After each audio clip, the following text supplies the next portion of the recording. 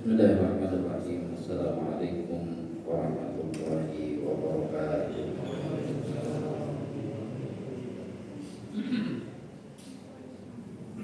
Alhamdulillah, nahmaduhu wa nasta'inuhu wa nastaghfiruh wa na'udzu billahi min shururi anfusina wa sayyiati a'malina.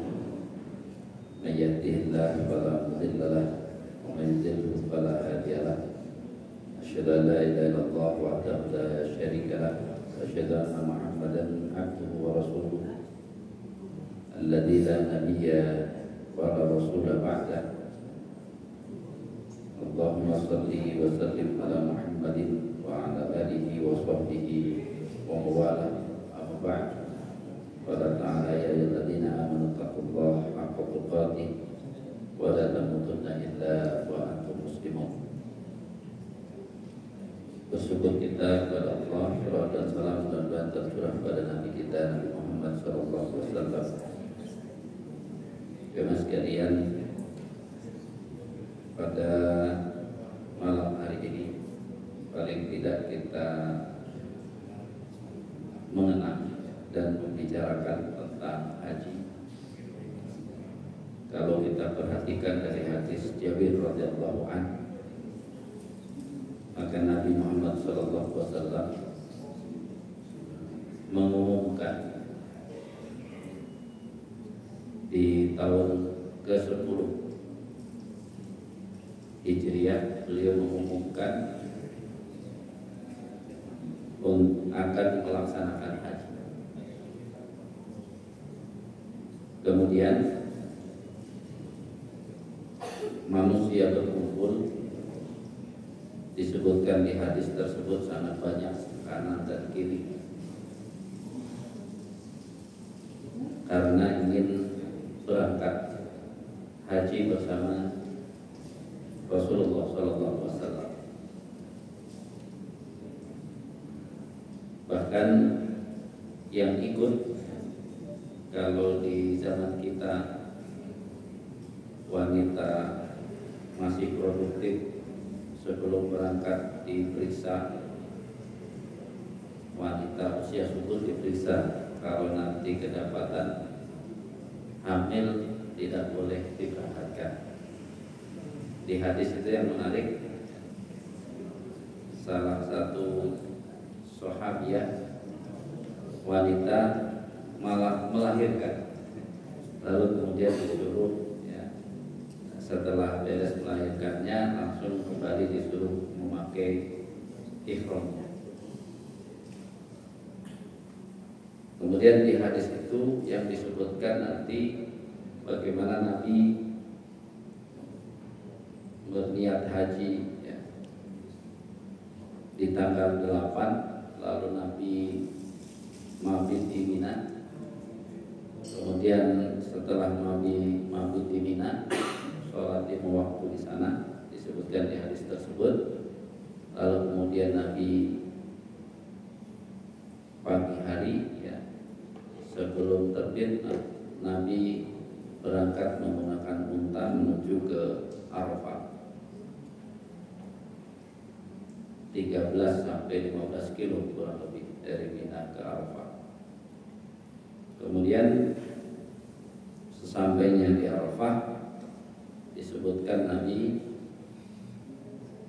kemudian sampai pas saat waktu zuhur tiba, makanya Nabi langsung memimpin sholat zuhur, sholat asar. Kemudian Nabi menyampaikan khutbah yang disebut khutbah wada, karena Nabi itu kan hajinya pertama dan terakhir. Kemudian setelah itu Nabi duduk berdiam untuk mengadakan wukuf sampai terbenam matahari. Saat terbenam matahari, Nabi bergerak menggunakan unta ke Musdalifah, kemudian sholat maghrib dan isya di Musdalifah. Dan nanti ya sampai subuh. Nah setelah subuh bergerak menuju Mina,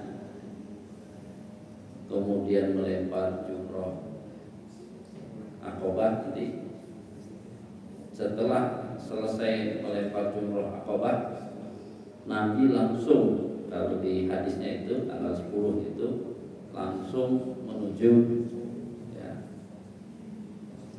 Masjidil Haram untuk melakukan tawaf ya, ifadah, kemudian sa'i, baru kemudian tahallul, kembali lagi ke Mina, kemudian melakukan di hadis yang lain. Kalau di hadis Jabir yang pertama hanya sampai itu, nanti baru hadis yang lain berbicara tentang melempar jumroh yang 11, 12 dan seterusnya. Jadi yang kemungkinan hari ini tanggal 10 itu kemungkinan ya tidak banyak yang langsung tawaf ifadah. Dia akan nunggu ya 12 ataupun 13. Tapi kalau yang sanggup sebenarnya bisa nanti kembali lagi di bermalam di Mina itu sambil tadi ya sambil melempar jumroh tapi sudah tidak menggunakan ihram. Kalau yang sekarang biasanya itu begitu melempar jumroh Aqabah langsung tahallul awal. Ya, biasanya kalau yang Indonesia seperti itu awal tetap langsung melepas ihram, baru mereka nanti bisa nafar awal ya 11 melempar jumroh 3, 12 melempar jumroh 3, dan langsung berangkat ke Mekah untuk tawaf ifadah, kemudian sa'i, kemudian tahallul sani. Itu yang dipakai di negeri kita. Nah, bagi yang ternyata tidak bisa keluar dari Mina, keburu sudah maghrib, maka yang lebih baik tidak keluar, dia langsung tetap mabit di Mina untuk melakukan pelemparan jumroh tanggal 13 yang di kita sering disebut dengan nafasani. Ya setelah 13 sudah selesai, nanti rangkaiannya semuanya untuk melakukan ya kembali ke tadi ke Mekah untuk melakukan tawaf ifadah ataupun sa'i. Lalu tahallul yang kedua sama. Jadi tidak masalah ya. Inilah yang kita sebut bahwa apakah sama persis atau menggunakan mafhum. Ya kalau mau sama persis Nabi ya tadi itu terus saja ya tidak berhenti, tapi balik lagi ke langsung ke Mekah. Kalau di kita kan jadwal dari yang resmi dari pemerintah, maka tidak mungkin di tanggal 10 langsung Mekah, karena nanti barang-barang itu seolah-olah pulang, tidak paham. Makanya rata-rata kalau dari kementerian dan sebagainya nanti ya tergantung yang melakukan tawaf ifadah. Kalau nafar awal berarti tanggal 12, kalau nafar sani dan tanggal 13. Apakah ada yang tanggal 10? Ada yang tanggal 10 langsung tawaf ifadah dan sa'inya ada. Artinya itu bukan beda, tapi itu biasa saja, itu sesuai dengan ketentuan. Jemaah sekalian rahimahullah. Kemudian yang berikutnya yang harus juga kita pahami dari haji ini, di hadis lain Nabi ketika menyampaikan ya ayuhan nas innallaha ya qad farada alaikumul hajj fahajju, wahai manusia, Allah telah memfardukan kalian untuk melaksanakan haji, maka berhajilah. Walaupun perintah itu disebutkannya ya, datang perintahnya adalah 6 Hijriah.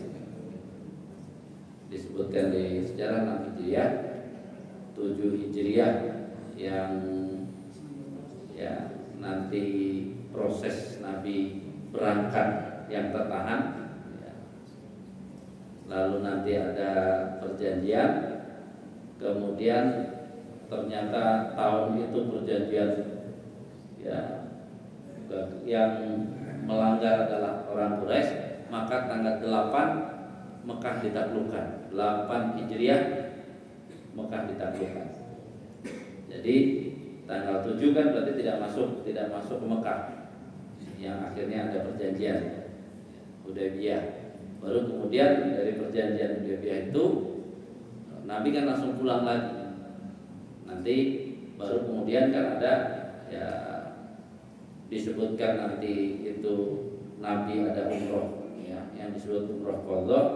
Kemudian tapi belum langsung haji setelah penaklukan kota Mekah, berarti 8 ya Hijriah, Nabi juga belum langsung berhaji. 9 Hijriah Nabi juga belum haji. Di hadis tadi Nabi mengumumkan berangkat hajinya di 10 Hijriah. Makanya dalam fikihnya Imam Syafi'i itu dikatakan seseorang bisa menunda keberangkatan haji itu asalkan tidak melewati 4 tahun.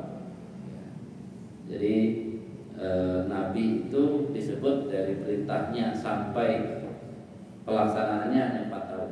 Jadi fikih Imam Syafi'i sampai memahami ke arah sana yang disebutkan. Makanya kenapa di dalam Al-Quran itu perintahnya wa atimul hajja wal umrata lillah, sempurnakanlah haji. Perintahkannya sempurnakan. Kenapa harus sempurna kira-kira haji itu? Pak Asep, kira-kira kenapa harus sempurna? Kok perintahnya nggak kayak yang lain? Ya udah lakukan saja gitu ya.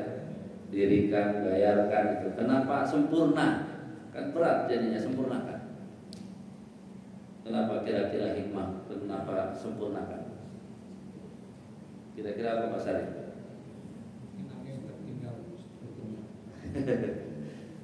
Karena haji hanya 1 kali. Nanti di saat Nabi memerintahkan haji, para sahabat ada yang bertanya, apakah kulla amin ya Rasulullah, setiap tahun haji itu?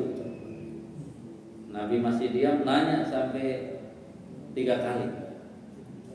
Lalu Nabi mengatakan, lau qultu na'am, kalau aku katakan iya, maka kalian tidak akan mampu. Nanti di hadis lain Nabi langsung menyebut al-hajju marrah, ya, haji itu 1 kali. Faman zada fatatawwa, siapa yang menambah dari 1 kali maka itu bukan fardu, sudah apa? Tatawwu artinya sunnah sudah. Haji yang kedua itu jadi hukumnya sunnah. Makanya nggak bisa ketika kita mengatakan saya kurang puas mau perbaiki lagi hajinya, berangkat yang kedua, nggak bisa, fardu, nggak bisa disempurnakannya dengan sunnahnya, nggak bisa, bobotnya beda.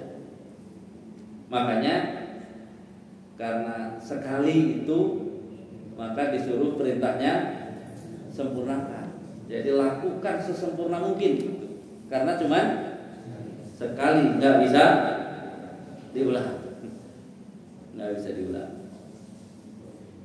Kenapa? Karena saya pernah ketemu orang yang jujur gitu ya, dia 3 kali berangkat haji, pengennya memperbaiki.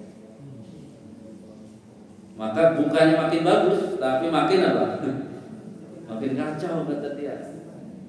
Kenapa sebutannya makin kacau?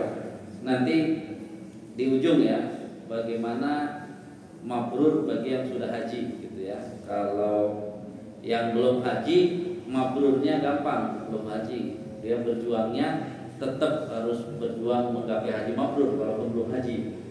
Makanya ada tawaran amalan yang dapat pahalanya pahala haji. Masa itu juga nggak mau gitu ya. Jadi orang-orang yang belum berangkat itu harus berjuang juga ada pahala yang dapat haji. Atau bahkan diriwayatkan ada yang orang yang nggak jadi haji gara-gara hartanya habis ya, pas mau berangkat haji kagak jadi karena apa, tetangganya ada yang hampir mati kelaparan, ternyata memelihara anak yatim banyak, akhirnya uang dia nggak jadi pergi haji tapi untuk ngurusin itu terus. Akhirnya disebutkan oleh ulama itu orang yang dapat pahala haji mabrur padahal dia nggak berangkat. Itu yang harus dipahami, bahwa bicara haji mabrur bukan hanya yang mau haji atau yang sudah haji, tapi yang belum haji harus punya semangat ya untuk haji mabrur tersebut.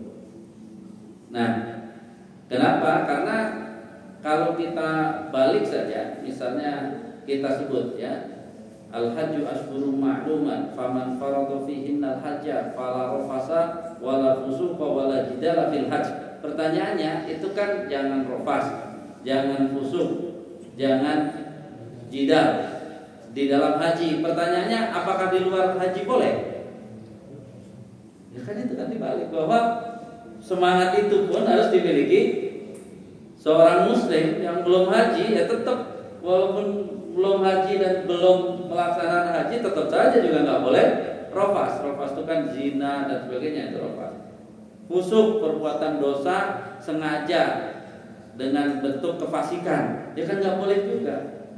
Berantem kan nggak boleh tetap ya, walaupun tidak sedang haji. Itu kan ayat itu, apalagi gitu, nggak haji aja nggak boleh, apalagi sedang haji. Itu maknanya. Ya kan kalau orang yang bodoh kan gitu kan, bilang apa? Itu kan pas haji doang, nggak boleh kalau di luar haji. Ya itu kan saking nggak pahamnya, seolah-olah hanya untuk orang yang haji. Makanya disinilah ya orang-orang, kita balik dulu pada poin bahwa orang-orang yang belum haji itu juga tidak boleh menyatakan diri saya kayaknya nggak mungkin pergi haji. Itu nggak boleh, nggak boleh. Dia harus apa? Yakin semua orang muslim itu dekat dengan haji, sudah dekat. Apalagi dia sholat sudah, kemudian puasa sudah, bahkan zakat, minimal zakat fitrah sudah. 3 sudah, masa haji masih jauh? Udah dekat lah, udah semuanya. Yang disebut hajinya jauh itu sebenarnya siapa yang disebut berangkat hajinya masih jauh?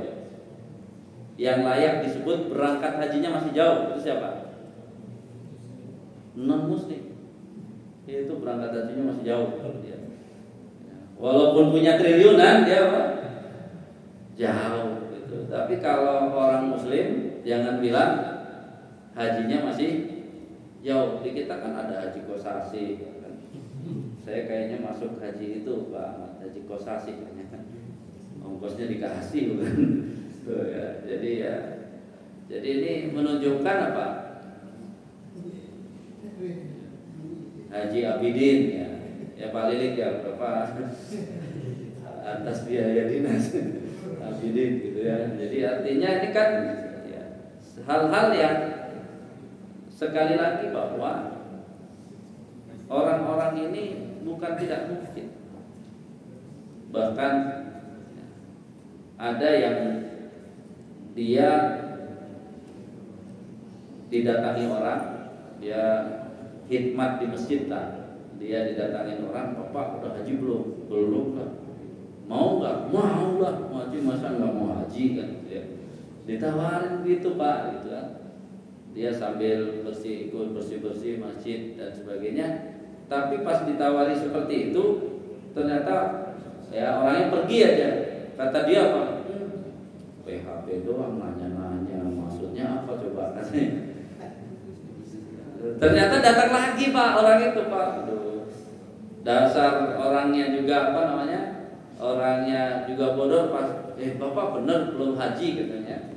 Jadi masih bertanya, Bapak benar belum haji? Ya benar lah gitu. Ya apa? Pengen nggak? Pengen.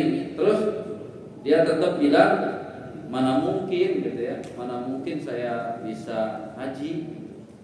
Orang ya semua tadi dia bilang ada anak belum bayaran sekolah, kata dia, semua disebutin.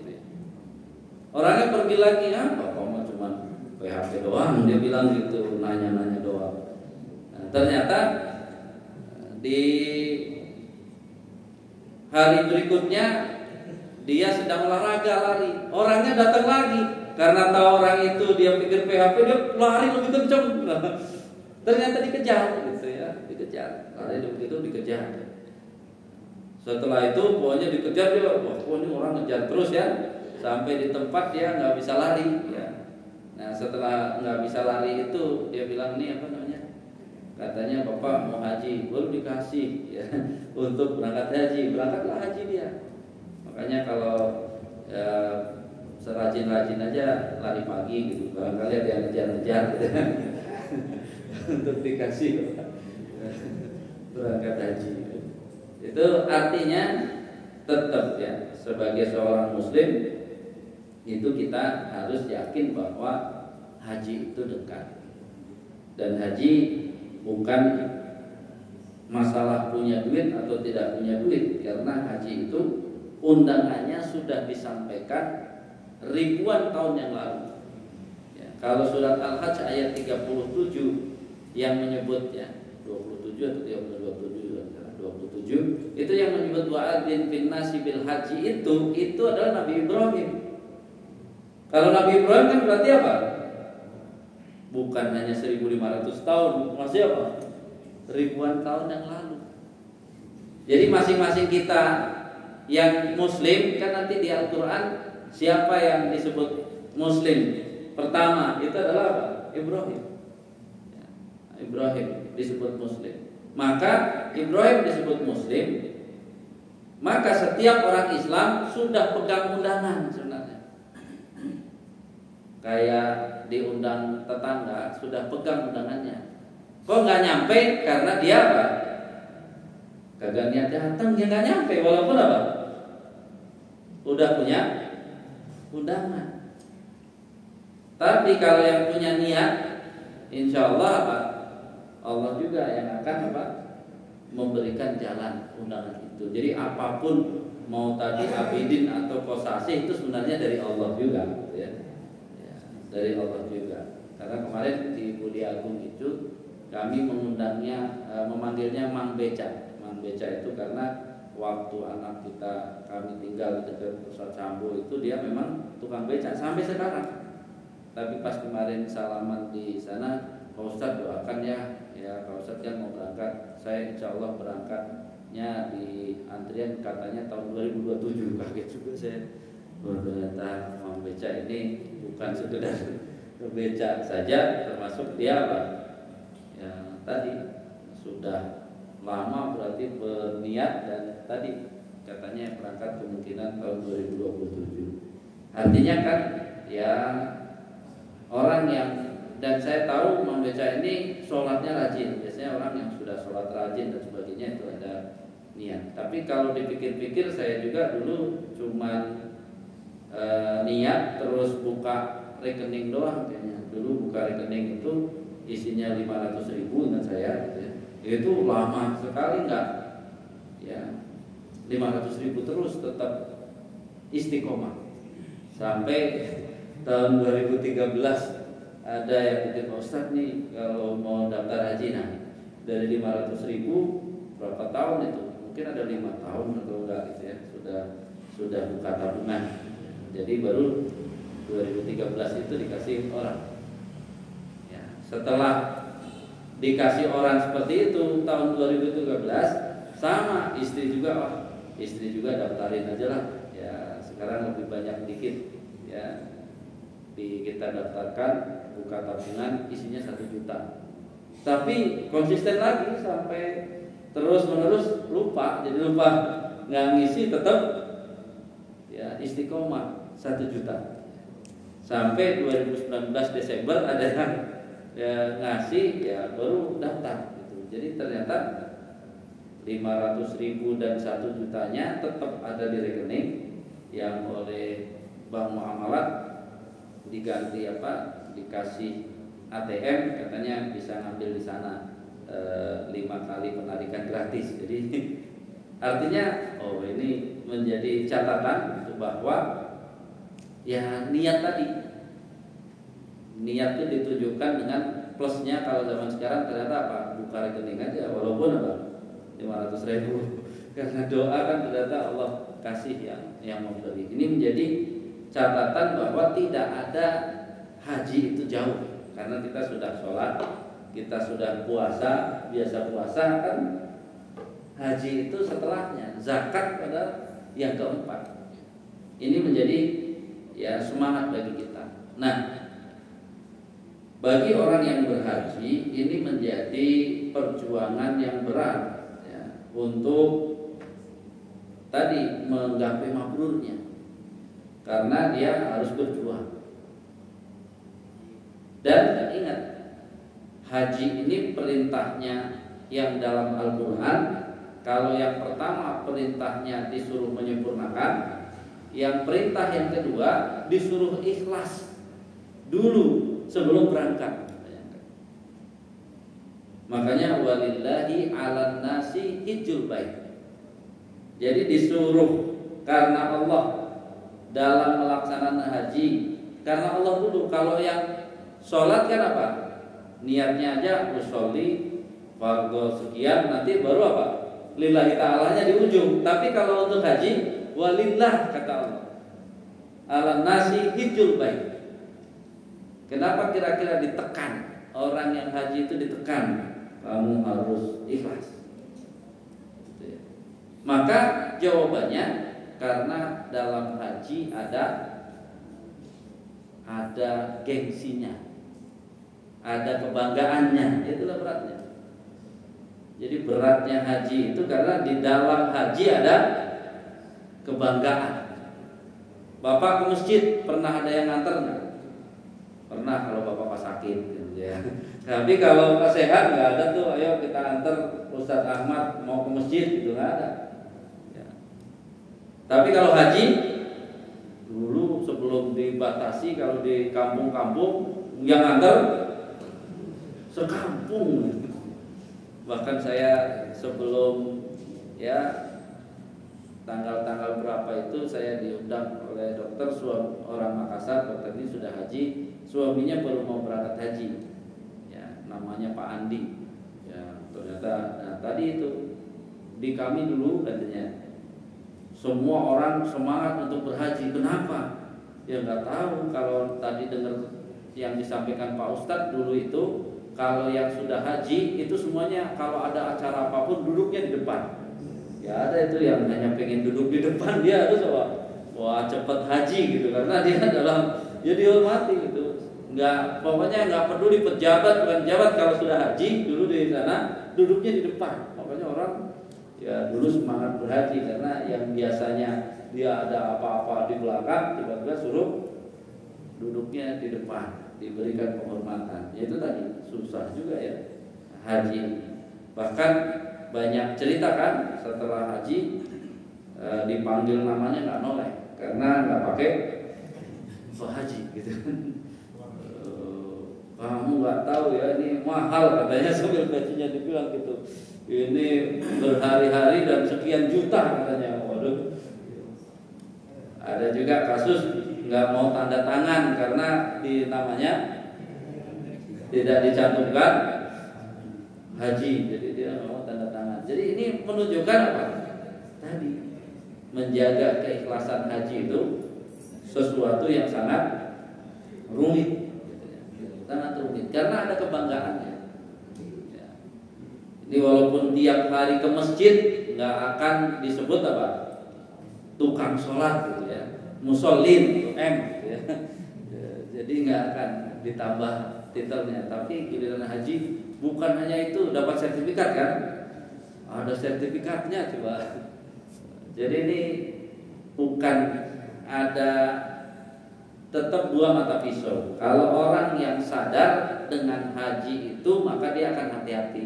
Saya ini udah haji. Ya, karena itu harus hati-hati menjaga tadi kemabruran. Tapi yang tadi terjebak malah cuman kebanggaan ya. Yang lebih miris lagi di negeri kita begitu baca yang korupsi rata-rata jadi pusing. Yang repot lagi ya biaya haji juga pusing lagi. Bahkan di mana gitu menterinya ikut terlibat juga masalah haji.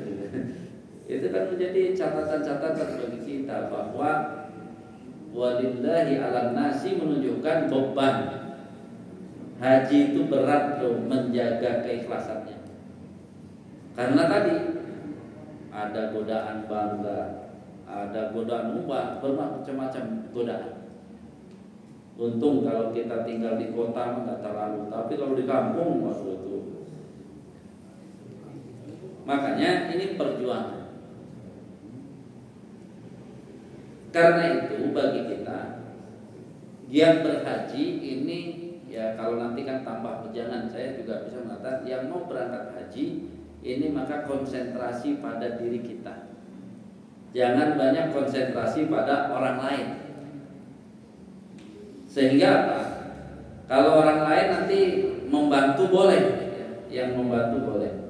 Tapi dalam hal ini saya sudah wanti-wanti misalnya ke istri, jangan sampai merasa nanti kalau ditanya orang gimana hajinya, alhamdulillah saya mah lancar. Maksudnya apa saya lancar? Ada loh sekamar saya yang sakit aja, jadi nggak ngapa-ngapain. Aduh, bahaya itu kata-kata. Kenapa? Karena ada hadis baik di Riyadhus Shalihin ataupun hadis yang ya iqtadim khamsan qabla khamsin itu kan ya suruh menggunakan sihhataka qabla saqamika.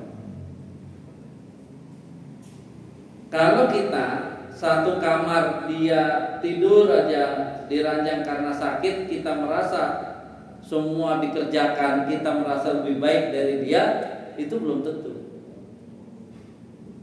Karena Nabi di hadis di dalam Riyadhus Shalihin, ketika Nabi sedang menyusuri lembah berjihad di jalan Allah, Nabi tiba-tiba bilang, ada loh yang dapat pahala yang sama dengan yang kita lakukan, padahal dia cuma duduk-duduk saja di Madinah hari ini. Kenapa? Dia tidak ikut berjuang karena sakit. Jadi dia dapat pahala perang jihad fisabilillah, padahal dia duduk doang di Madinah sakit. Nah kan kita nggak tahu orang yang sekamar sama kita sakit tuh waktu sehatnya ngapain. Kalau waktu sehatnya dia sholat 5 waktu ke masjid, setiap malam tahajud, selalu baca Quran. Dia walaupun sakit, pertanyaannya kalau dia rajin ke masjid sampai ke Mekah, kira-kira niat dan cita-citanya sholatnya di mana kira-kira dia? Ya di Masjidil Haram. Allah kasih, jangan-jangan apa? Walaupun dia berbaring di situ, dia dapat pahala. Kenapa orang dia waktu sehatnya biasa tadi?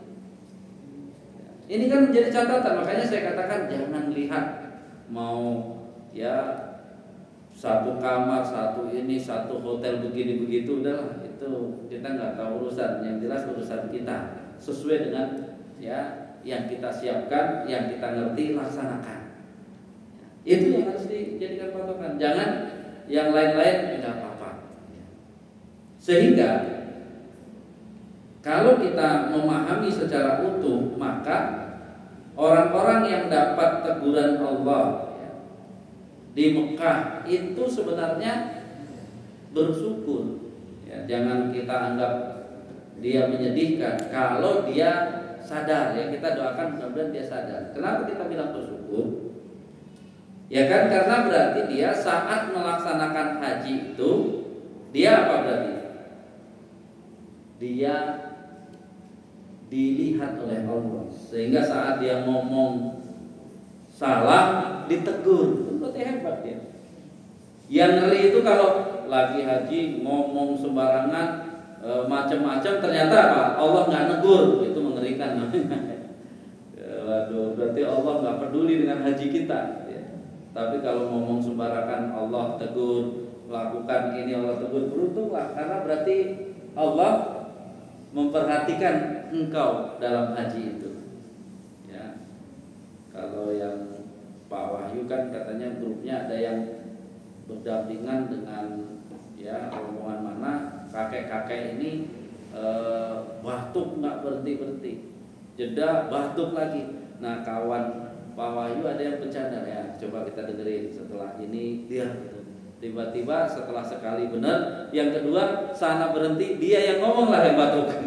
Jadi artinya inilah yang sering orang coba ada cerita aneh-aneh nggak? Ya, nggak usah. Bahkan nanti kalau pulang ya kita harus banyak-banyak wukuf. Wukuf itu kan artinya diam. Banyak-banyak diam lah kan gitu ya. Kalau dibilang lancar, gimana ininya bagus, udah gitu. Jangan yang Allah kasih spesial nggak usah diceritakan. Takut itu mengganggu ya kemabruran kita, takut mengganggu tadi ya keikhlasan kita.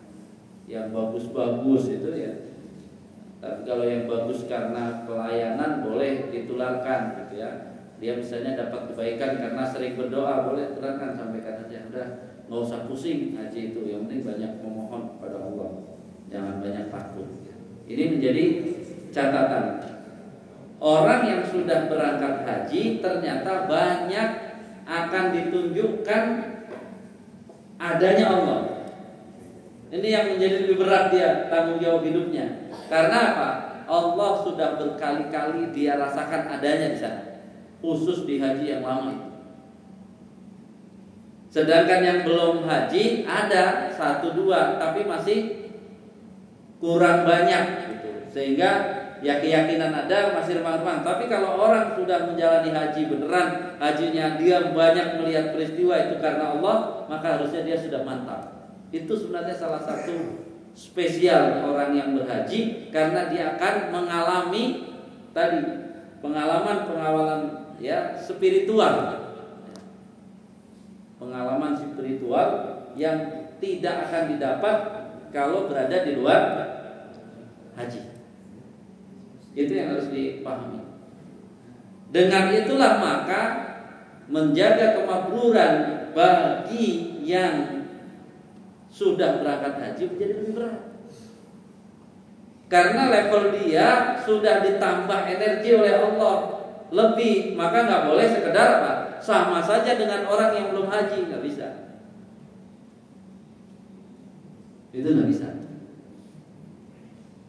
Kenapa? Karena Nabi sendiri akhirnya ada urutan haji mabrur itu diurut dengan ya ayyul a'mal afdal. Kata Nabi, iman billahi wa rasulih, beriman kepada Allah dan Rasulnya. Kemudian summa mada, summa jihadun fi sabilillah, summa mada hajjun, summa hajjun mabrurun. Jadi haji mabrur menduduki posisi ketiga. Yang pertama adalah iman kepada Allah dan Rasulnya. Yang kedua adalah jihad di jalan Allah. Yang ketiga baru haji mabrur. Artinya apa? Bagi yang mau berangkat, kalau sudah punya iman kepada Allah dan Rasulnya, berarti dia banyak menambah ilmu. Jihad yang dibawa ke sana adalah semangat jihad. Semangat jihad itu kan apa? Satu, sabar. Jadi kalau ke sana itu satu, sabar. Yang kedua, selalu semangat pantang menyerah. Lalu yang ketiga apa? Orang berjihad itu apa kira-kira orang berjihad? Yang ketiga, ini yang paling penting, rela berkorban. Yang namanya jihad masa nggak mau berkorban ya. Jadi kalau orang berangkat haji, ilmunya cukup, punya sabar, kemudian semangat pantang menyerah, kemudian rela berkorban, udah selesai itu. Paling kalau itu kan apa? Wah, didorong nih, ya udahlah, nggak apa-apa gitu ya, rela berkorban. Itu akan menjadi catatan terpenting. Makanya sebelum adzan nih masih detik-detik. Yang pertama, bagi yang sudah haji, ikhlaskan. Dulu haji nggak ngerti nggak apa-apa. Yang penting nomor satu ikhlaskan. Nanti seperti apa tambahannya sedikit setelah adzan insyaallah. Karena apanya penting. Karena nanti dari DKM dan sebagainya mudah-mudahan ke depan ini menjadi poin ya, alumni haji itu semuanya harus tadi berada dalam iman kepada Allah, semangat berjihad kalau mau menjaga kemakmuran. Ya, kita adzan dulu insyaallah. Allahu Akbar.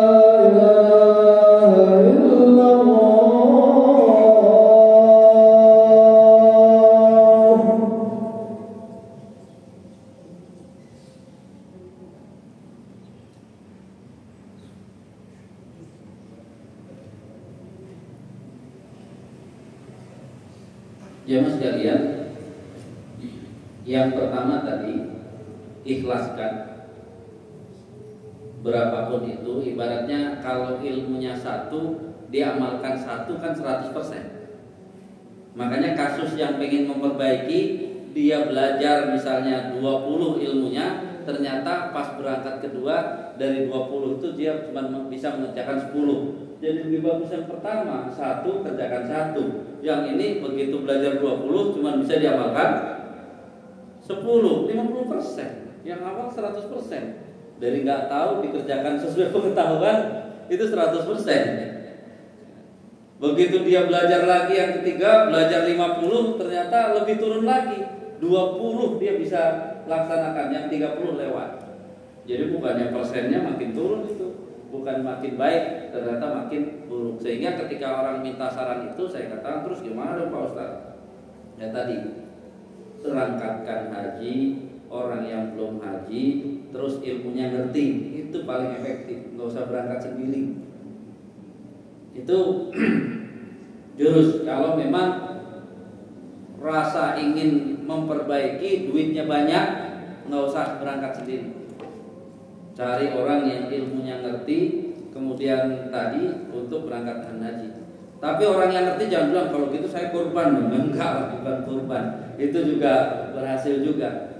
Ya, kayaknya saya termasuk yang itu gitu ya. Dulu dia nyari nggak mau ngulang tapi dikasihkan ya, haji itu. Itu yang harus dipahami. Kemudian jiwa yang harus dimiliki para alumni haji ini nanti didata ulang kayaknya Badrul yang haji itu. Dikasih tahu bahwa harusnya orang yang sudah haji karena hajjun mabrur itu harus punya jiwa iman kepada Allah dan Rasulnya dan punya jiwa jihad. Bukan mau dikirim ke Palestina, bukan. Gitu ya. Jihad yang dimaksud adalah setelah dia haji dia harus memikirkan agama. Jangan pulang mikirin bisnisnya doang. Oh saya dapat berkah haji ini, sekarang dagangan makin maju dan sebagainya, tapi ngurusin agama enggak, itu nggak boleh. Jadi coba nanti dikasih bekal bahwa tanda haji mabrur itu yang pertama semangat untuk belajar ilmu, karena dia merasa waktu berangkat kan kurang ilmu, sekarang ilmunya harus banyak. Yang kedua semangat jihad. Yang dimaksud semangat jihad itu nggak usah ikut organisasi, nggak usah. Kalau di sini berarti apa? Ingin berkhidmat kepada masjid, karena khidmat pada masjid itu menjadi bagian dari jihad. Jadi masjid kalau perlu bikin apa? Persaudaraan haji, yang sudah haji masih kuat kita himpun. Kalau ada 100 orang, iuran 1 juta saja pas saat musim haji bisa mendaftarkan 4 ustadz konsensial untuk berhaji bagi yang belum haji kan. Karena 100 orang 1 juta jadi 100 juta. Bisa daftarin apa? 4 ustadz. Nanti kalau ada yang berangkat iuran lagi 1 juta, 100 juta udah bisa lunasin. Ya. Berapa bisa dilunasin? Ini kan menjadi apa? Belum lagi nanti diberi semangat untuk apa? Ya setelah haji harus menjadi tim ya sukses masjid. Karena salah satu jihadnya mau ngapain? Kan nggak mungkin mau pergi ke Palestina juga, paling ditolak sama pejuang Hamas gitu ya. Jadi ngerepotin bukan malah apa? Bantu ya. Kalau ke masjid insya Allah Pak Sarifudin, Pak Jul nggak ada yang ditolak kan ke masjid. Ya mau berjuang di masjid, ayo gitu. Jadi artinya mudah-mudahan diprakarsai dari Al-Falah, karena sekarang juga Pak Jul Sekjen Forkotja, bisa juga dari Forkotja itu nanti juga ada link ya semua masjid itu tadi kekuatan persaudaraan haji se-Yasmin itu akan dahsyat. Diajaknya tadi tanda orang sudah haji adalah harus berjuang. Kalau nggak berjuang untuk apa? Dulu gitu bilang, kalau yang bilang Pak Jul dulu haji miskin jadi panglima perang. Haji Imam Bojong jadi panglima perang, semuanya panglima perang. Sekarang nggak usah perang lah, pokoknya apa? Di masjid saja, di masjid bisa memerangi kemiskinan, memerangi kebodohan. Kalau ada Dr. Ferdinand, insya Allah nanti ada pencegahan ya narkoba berbasis masjid. Insya Allah nanti Dewan Dakwah akan menggelar itu. Nanti ya sekarang Pak Jul Forkotja nanti untuk yang 6 bisa langsung ke Pak Jul nanti ya calon pesertanya. Insya Allah rencananya kita berapa? 5 Juli ya? 5 Juli insya Allah. Saya juga sudah ya ulang 26 ya? 26 Juli insya Allah. Nanti ya untuk sekarang kan Mei, Juni, Juli di 26 Juli. Karena ini harus diperjuangkan bersama. Ada Allah wa yakum ajmain, kurang lebihnya mohon maaf. Semangat berjuang bagi yang belum haji ataupun yang akan haji, dan termasuk bagi yang sudah haji ditunggu jihadnya. Kalau hajinya kan sudah, tinggal ditunggu jihadnya. Nggak akan dikirim kapal ke Palestina ya Pak Haji Joni, ya kirim ke PTM aja deh. Jadi ya, ini menjadi catatan bagi kita. Dan Allah ya kemarin kurang punya maaf. Assalamualaikum warahmatullahi wabarakatuh.